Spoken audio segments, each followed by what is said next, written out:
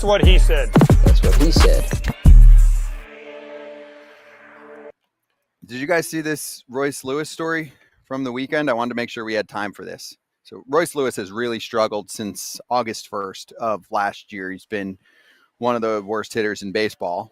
But he doesn't go into slumps. Remember he said that? Remember Yes. that one of the worst. I don't slump. Like Remember he said that? It was a confident quote. It was from a really nice kid. This is why baseball players are really good at complaining and not saying a lot of stuff, because they don't want when they're going good to go away. And then they know as soon as anything goes wrong, then people bring up quotes from the past. So I had no problem with him saying it. I love the confidence. But at the same time, now shows like you, Scott, people like you are going to bring it up. No, I didn't bring that up. You brought that up. Nope. I'm bringing up the fresh stuff. Check the tape. It's worth listening That's to. what he said. He said he feels like he's kind of on an island and trying to figure things out on his own right now. He hasn't felt comfortable all year, and then gets into stats and how changing things could affect arbitration. He said it's also hard to make a full in-season adjustment because you can try that in those 30 games or at-bats of trial go towards your stats. Do you really want to sacrifice that? And if it doesn't work, then you go back to what you were doing before. It's always hard. I know Michael Harris just did a significant change. Being under contract probably helps because he knows what he's making that year and the year after. For someone like me, I'm fighting to take care of myself and my family. I don't want to put any of those stats in jeopardy. I'm trying to do what's best as fast as possible, but feeling like I've been on an island, it's kind of tough. Also, I just want to note that it's not like he's done nothing. He has been working with the crew on slowing down his hands, adding length back to his swing, which is actually a combo we had earlier in the show. But take all of that and tell me how we should perceive it and how teammates and even media are perceiving what he said. He's being honest, and we want people that are honest. Mm-hmm. And he's being honest because this is what, remember I talked about this last week. This is how players are looking at it. Players are more statistical driven, whether it's through their agents or through being just smarter about baseball. And they know more about this, and we've learned more about arbitration and what teams look for and what they want and how you make money. And so he's saying, I'm not willing to give up those 30 at-bats because it might cost me down the road. It's a bad look, but I can't fault him. I can't fault him for saying this. He's being honest. We want everyone to be honest. He's being honest. It's a weird look because we've never really heard anybody say it like this before. So I think that's why people are saying, whoa, what's he saying? But at the same time, if those 30 at-bats help you for the next 5 years of your career, those 30 at-bats are worth it. So it's a strange thing because we've never heard anybody say it like this. Is he wrong? I mean, did he say anything? I said he's not wrong. No. Yeah. No, I'm agreeing with you. Like he's not wrong. Like this is something that every player has to deal with. Nobody ever says, "Hey, you know what? You need to make an out so that so that you can get better." No, during the times that you're making changes, there is a learning curve. Sometimes you make a change and it's usually the changes that stick and you get it bang right away. Sometimes you don't. And he probably, I'm going to go ahead and guess, never until about a year and a half ago had gone through a slump. That's why you say things like he said. He's never gone through struggles. He never hit a time to struggle. At the big leagues is a tough time to do it.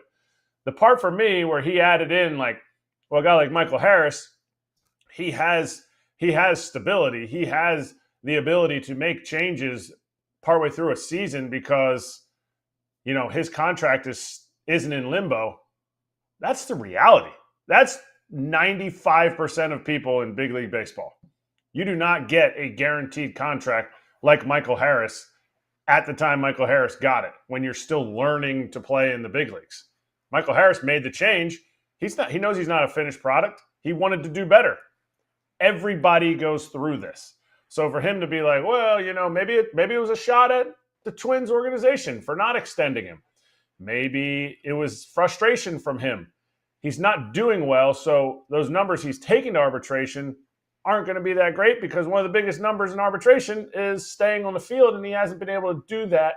And when he does do it, I think his numbers are going to go up, and he's going to start to hit more home runs and RBIs and all the good things.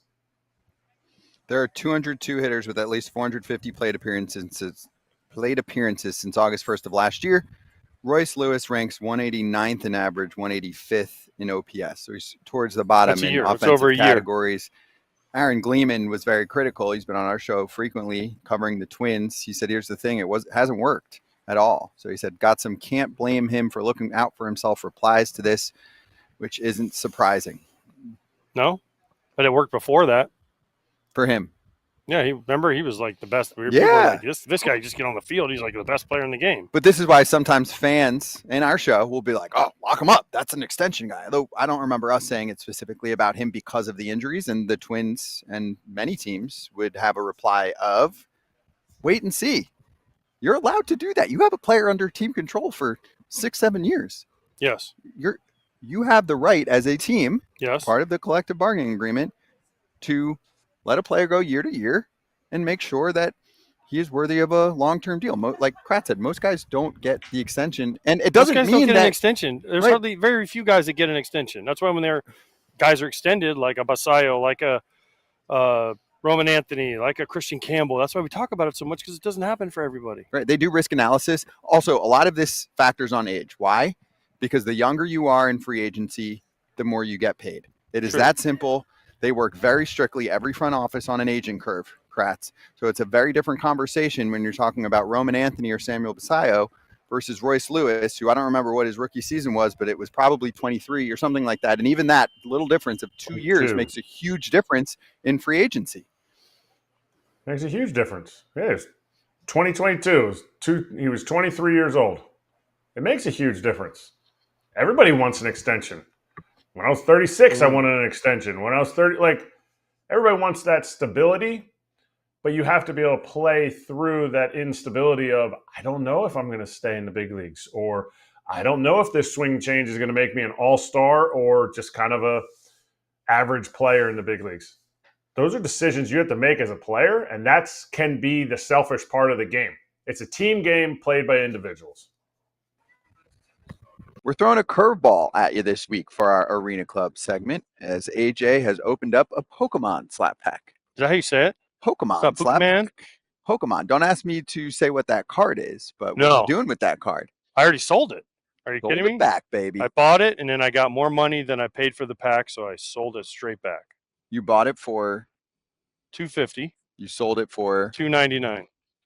And you can go get yourself something that you maybe know how to pronounce. Yes, or know what it is. I just did it because I saw certain people opening Pokemon, and they were making money, and guess what? I got lucky. Made money off of it too. Exactly. But of course, if you're into sports cards, that is something that you can find a ton of on the Arena Club Marketplace. Buy, sell, slab pack, trade. 20% off your first slab pack or card purchase can be had at arenaclub.com/foul and use the code FOUL. That's arenaclub.com/foul and use code FOUL. How would teams or teammates take this? Do they care? No. Not really. There'll be a guy or two that'll say something, but other than that, not really. Because guys know he's right on a level. There's guys that know. Again, it goes back to what I said last week when I said guys don't want to do this or that because they know, because guys are more educated now as what gets them paid.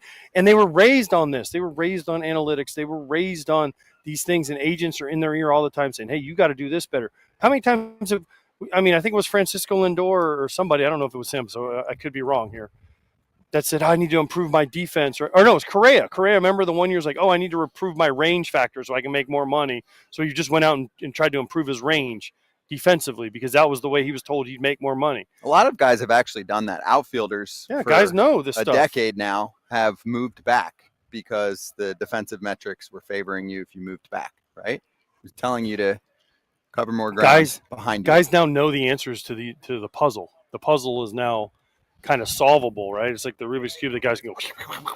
It's kind of solvable now because there's so many years of data that they can say, all right, if you do this, it gets you paid more. And guys now know that, agents now know that, so they tell their guys, hey, this offseason you're going into your first RB year. If you really do this and improve this, you'll make $1 million or $2 million more. Guys are like, okay, well, I can do that, right? Oh, because listen, I know this. I had hitting coaches come up to me and say, all right, we're going to give up an at-bat or 2 or 3 because I need you to do this. Like if you take it at bat and you say I'm going to hit a ground ball to short as a left-handed hitter, that means I'm inside the ball on top, boom, hit a ground ball to short. Now sometimes you'd actually get a hit. You'd hit like a missile somewhere because you're just thinking about like, all right, get inside of it, hit down on it, boom, stay through it. And then it was like, oh, it clicks again. And you're like, oh, boom, everyone has a key, right? Mhm. So whatever that key is for Royce Lewis, maybe he hasn't found it for a while, so he's searching, but he also doesn't want to give up. But it could be one at bat, Kratz, it could be one at bat. It didn't have to be 30 at bats. Someone could tell you something, and I used to tell the hitting coaches all the time, just tell me something, dude. If I'm struggling, just make something up, because it gets my mind thinking about something else than what I was thinking about. Oh, you're pulling your head, or you're stepping in the bucket, and then I'm thinking about my feet instead of my swing, and boom, oh, wow, look at that work.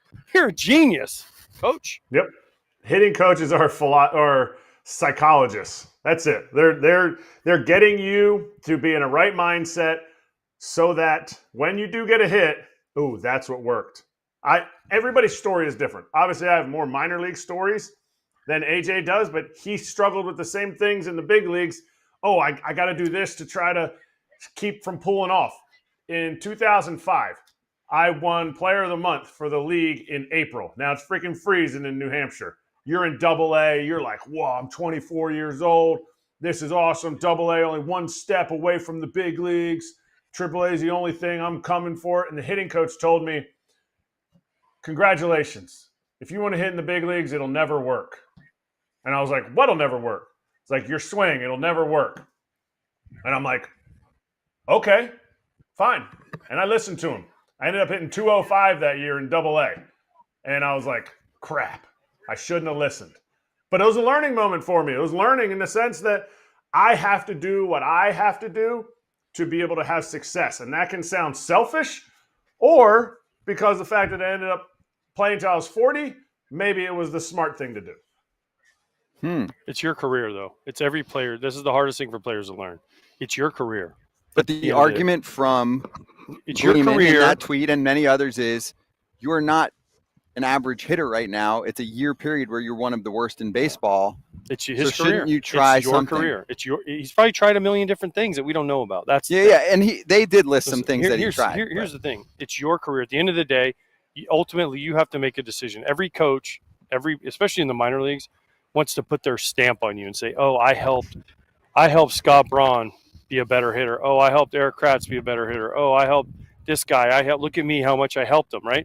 But there are also things where guys tell you stuff and it's not going to work for you, and you just go, yeah. Oh yeah, watch, I tried this, and you just do the same thing. You're like, yeah, that worked, dude. That was awesome. Thank you. Right? Not saying that's right or wrong, but at the end of the day, it's your career, and you have to make those decisions on a personal level. And there's times, listen, I have plenty of coaches that were like, hey, try this, try hitting right-handed, try being a pitcher, try playing the outfield. I'm like, no, none of that's going to work for me. Yeah. The person that's going to care most about you is you. Yep. And listen, you make mistakes sometimes. There are things that I look back, I said, man, if I would have tried that or that. But at the end of the day, it's on you, and it's your career, and it's your decision. Same with an agent. We talk about this with the extensions and the agents, right? The agent, at the end of the day, agents work for the players. Although sometimes agents think that the player works for them. But if the team comes to you and you want to, and you're happy with the extension or you're happy with the thing, then take it. Because at the end of the day, it's not about the agent; it's about you. And even if the agent says you can make more, you know what? I'm happy with whatever I got, and whatever. If I left money on the table, oh well, I made the decision for me and my family, not for my agent and his family. So, yep. Ask Matt Dominguez that. People haven't heard of him, don't remember him. Some guys I remember him, but what happened? Oh, because he turned down money. Some guys turned down extensions. Yeah, when the Astros were giving out all those small extensions, he turned one down. Never made that much money. He regrets it because at the time he was like, I thought I could make more. I think he had just hit 20 homers in the big leagues in a shortened season. 21 homers, yeah. 21 homers. He's like, I can do that for like the next 3 years. That'll be easy. It doesn't always work out. It is your career. Nobody's stopping games because somebody's not doing well. You're going to play again. Every team's going to play 162 the next year.